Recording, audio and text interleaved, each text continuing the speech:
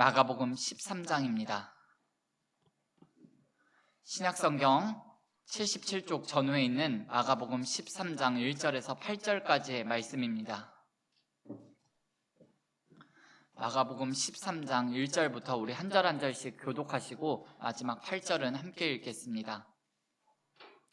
예수께서 성전에서 나가실 때에 제자 중 하나가 이르되 선생님이여 보소서, 이 돌들이 어떠하며 이 건물들이 어떠하니이까?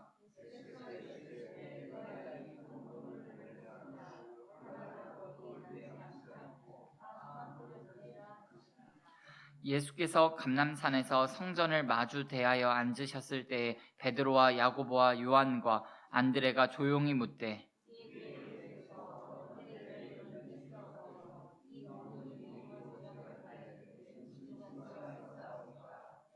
예수께서 이르시되 너희가 사람의 미혹을 받지 않도록 주의하라.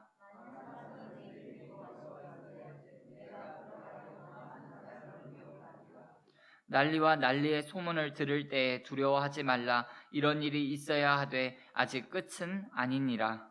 민족이 민족을, 나라가 나라를 대적하여 일어나겠고 곳곳에 지진이 있으며 기근이 있으리니 이는 재난의 시작이니라. 아멘. 잠시 기도하겠습니다.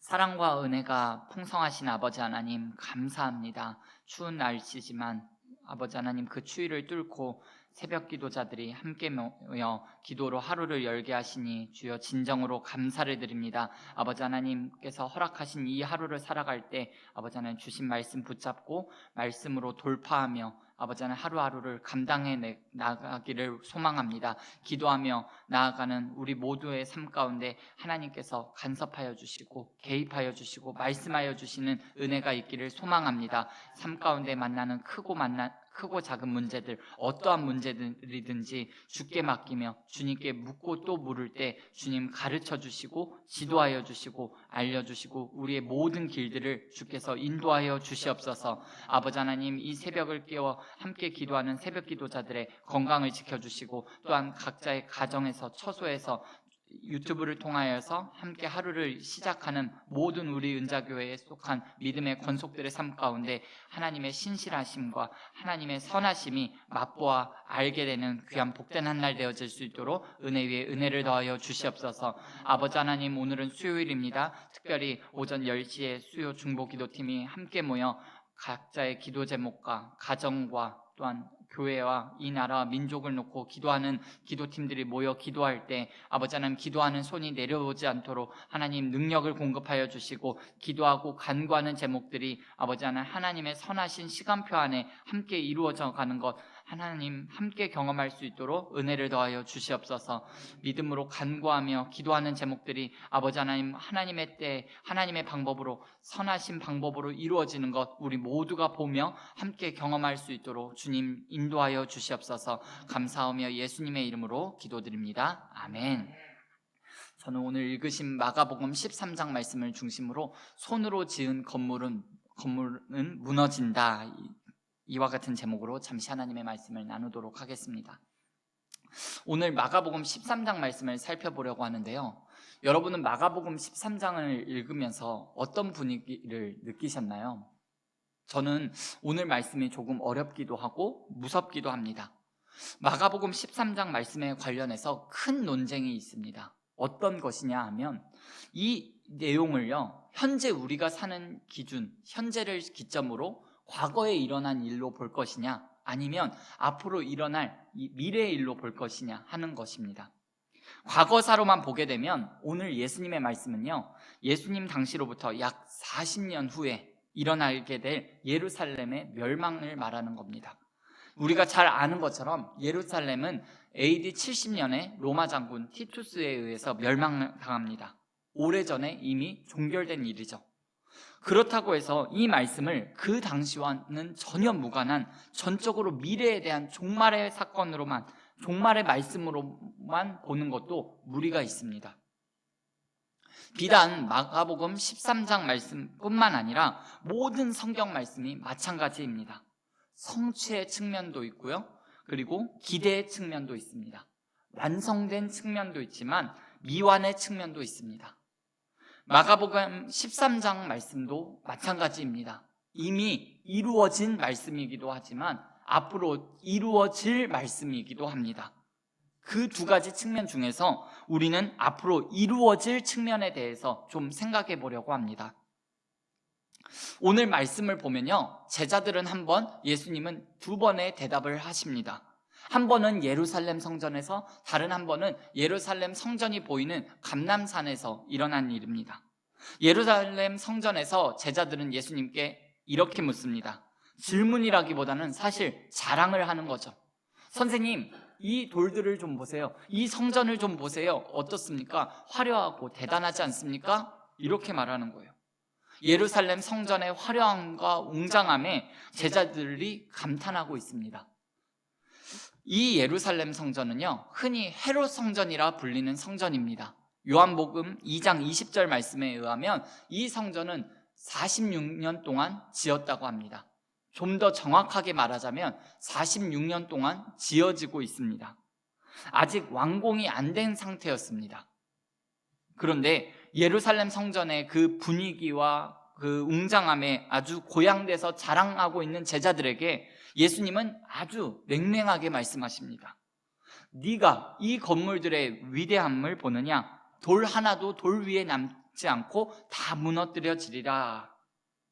제자들은 웅장하고 화려한 건물들을 보면서 분위기가 한층 업되어 있는데 예수님은 그 자리에서 바로 성전 건물이 멋있냐? 돌 위에 하나도 남지 않고 무너지게 될 거야 라고 말씀하십니다. 이런 걸 가리켜서 여러분, 갑분싸, 갑자기 분위기 싸해졌다라고 말합니다. 실제로 이 예루살렘 성전은요, AD 70년에 로마 장군 티투스에 의해서 멸망당합니다. 무너집니다. 성전이 무너질 때 돌 하나도 돌 위에 남기지 않게 될 것이라는 예수님의 말씀처럼 그 글자 그대로 이루어지게 됩니다. 돌 하나도 돌 위에 남지 않고 완전히 해체되었습니다. 어떻게 해서 그렇게 초토화가 되었느냐 하면 이때 당시에 예루살렘 성전 그 돔 위에 황금을 덧입혔다라고 합니다. 그런데 이 성전이 불타면서 그 황금이 녹아가지고 그 황금이 돌틈에 이렇게 스며들어갔다라는 거예요.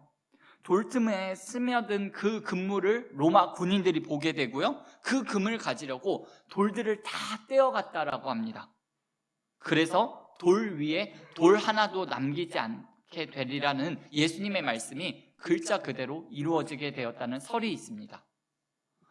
유대인 역사가 요세푸스에 의하면 또 다른 이야기가 있는데요, 이때 당시에 유대인들이 예루살렘 성을 탈출하면서 그 사람들이 금은보화를 다 먹었다고 합니다. 일단 뱃속에 먹어두고 배설물에서 그 금은보화를 찾았다라고 합니다. 그런데 이 사실을 알게 된 시리아와 아라비아 사람들이 유대인들을 잡아가지고 죽이면서 뱃속에서 금은보화를 탈취했다고 합니다. 그런데 이 소식이 로마 군인들에게도 알려지게 되면서 로마 군인들이 하룻밤 사이에 2,000명이나 되는 유대인 사람들을 죽여서 뱃속에 있는 금은보화를 탈취했다라고 합니다. 여러분, 사람들 눈에 보기에 그 대단해 보이는 것들 있잖아요. 여러분들이 생각하시는, 살면서 보시면서 보았던 그 엄청난 대단해 보이는 것들 한두 개는 있으실 텐데요, 그게 여러분과 제가 볼 때는 엄청나게 대단하고 사람들이 볼 때는 위대해 보이는 것들, 하나님이 보실 때는 어떨까요? 하나님이 보시기에도 엄청나고 대단해 보일까요? 하나님 눈에는요, 머지않아 돌 하나도 돌 위에 남기지 않고 다 무너질 수 있는 것들입니다. 우리가 거기에다가 눈길 주고 마음 뺏길 일이 아니라는 거예요. 여러분, 예레미야 17장 말씀을 함께 읽기를 원하는데요, 우리 5절에서 8절 말씀을 한번 같이 읽어볼까요? 시작. 여호와께서 이와 같이 말씀하시니라. 무릇 사람을 믿으며 육신으로 그의 힘을 삼고 마음이 여호와에게서 떠난 그 사람은 저주를 받을 것이라. 그는 사막의 떨기나무 같아서 좋은 일이 오는 것을 보지 못하고 광야 간조 사람이 살지 않는 땅에 살리라. 그러나 무릇 여호와를 의지하며 여호와를 의뢰하는 그 사람은 복을 받을 것이라. 그는 물가에 심어진 나무가 그 뿌리를 강변에 뻗치고 더위가 올지라도 두려워하지 아니하며 그 잎이 청청하며 가무는 해에도 걱정이 없고 결실이 그치지 아니함 같으리라. 아멘. 여러분, 저와 여러분이 사람이 이 땅을 살면서 무엇을 의지하면서 살아야 할까요? 화려하고 웅장한 성전일까요? 아니면 뭐든지 다 해낼 수 있다라는 물질인가요? 척척척 뭐든지 만능으로 해결할 수 있는 재능인가요? 아니면 나는 새도 떨어뜨릴 수 있는 권력인가요?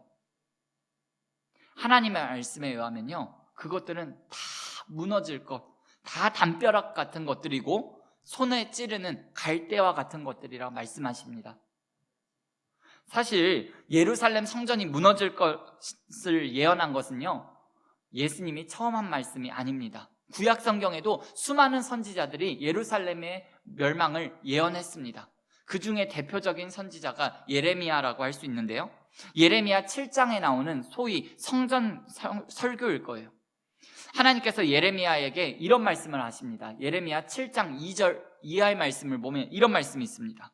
너는 여호와의 집 문에 서서 이 말을 선포하여 이르기를, 여호와께 예배하러 이 문으로 들어가는 유다 사람들아, 너희는 이것이 여호와의 성전이라, 여호와의 성전이라, 여호와의 성전이라 하는 거짓말을 믿지 말라. 그런 말씀이 있습니다. 여러분, 성전 문 앞에 서서 예배하러 오는 사람들에게 너희는 이 집이 여호와의 성전이라 하는 말을 믿지 말라라는 거짓말이라고 하는 이 말씀이 무슨 의미일까요? 우선 이 말씀에서 이것이 여호와의 성전이다 라고 말하는 사람들이 누구일까요? 거짓 선지자들입니다. 그 사람들이 예루살렘 성전을 가리키면서 이 성전, 이것이 여호와의 성전이다 라고 말하는 이 말이 거짓말이라는 거예요. 이 말이 무슨 말일까요? 그 사람들이 성전이 아닌 건물을 가리키면서 이것이 여호와의 성전입니다 라고 그랬다는 걸까요? 그렇지 않습니다. 그 사람들은 분명히 성전을 가리켜서 이것은 여호와의 성전입니다 라고 말했습니다. 그런데 왜 그 말이 거짓말이냐 하면 이것이 성전입니다 라고 말하는 그 말 속에 담겨있는 의미 때문에 그렇습니다. 이것은 예루살렘 성전이다 라고 말할 때 그 말 속에 담겨져 있는 의미가 뭐예요? 하나님의 임재 상징인 예루살렘 성전이 있는 한 우리는 멸망당하지 않는다라는 의미예요. 여러분, 이 말 틀린 말인가요? 맞는 말인가요? 맞는 말입니다. 틀린 말은 아니에요. 성전은 하나님의 임재 상징이고 하나님이 함께하는 한 망하지 않죠. 그러나 단지 성전을 가지고 있는다고 해서 성전이 있는 한 그 이유 하나만으로 자동적으로 무조건적으로 이스라엘이 평안하고 멸망당하지 않는다는 것은 오류인 거죠. 성전을 가지고 있다라는 것보다 더 중요한 것은요, 성전을 가지고 있는 사람의 삶입니다. 성전을 가지고 있는 사람이 이 땅에서 살아야 할 삶이 더 중요하다라는 거예요. 사는 것은 전혀 하나님 백성답지 못하면서 단지 성전이 있는 한 멸망당하지 않는다라고 생각한다라는 것은요, 하나님을 전혀 인격적으로 생각하지 않는 모순인 거고 오류이고 무지라는 거예요. 오늘 예수님께서 성전 돌 위에 돌 하나도 남기지 않고 무너뜨려지리라 라는 말씀도 같은 맥락에서 봐야 할 것 같습니다. 건물로서의 성전이 하나님 앞에서 중요한 것이 아니라 하나님의 백성의 삶이 중요한 것인데 전혀 그렇게 살고 있지 못하다는 거죠. 말씀을 마무리하려고 합니다. 성전이 돌 하나도 돌 위에 남겨지지 않게 되리라 라는 예수님의 이 말씀, 어떻게 살아야 되는지 오늘 다시 한번 우리의 삶을 돌아보게 하는 말씀인 것 같습니다.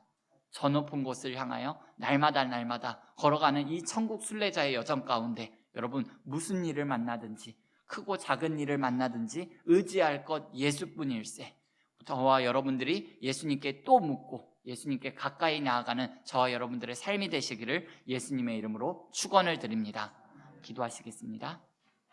하나님 우리 아버지 감사합니다. 오늘 마가복음 13장 말씀을 통하여서 손으로 지은 것들, 우리 눈에 보기에는 위대하고 대단한 것들은 하나님 보시기에 그렇지 않다라는 것을 오늘 말씀을 통해서 깊이 깨닫습니다. 하나님, 세월 지나갈수록 우리가 의지하고 더욱더 가까이 해야 할 것은 오직 예수뿐임을 아버지 하나님, 오늘 하루도 살아가면서, 오늘 이 한날을 살아가면서 더욱 깨닫게 하시고, 우리가 신뢰할 분은 오직 하나님 한 분뿐이라는 것을, 그 하나님께 더욱더 가까이 나아가는 삶이 되어질 수 있도록 주여 인도하여 주시옵소서. 눈에 보이는 것에, 유한한 것에 우리의 마음 뺏기고 눈길 뺏기는 것이 아니라, 눈에 보이지는 않지만, 손에 잡히지는 않지만 우리가 꿈꾸는 그 나라, 영원한 나라를 소망하며 오늘도 천국 순례자의 여정을 잘 감당해 나가는 우리의 삶이 되어질 수 있도록 주님 인도하여 주시옵소서. 감사드리오며 예수님의 이름으로 기도드립니다. 아멘.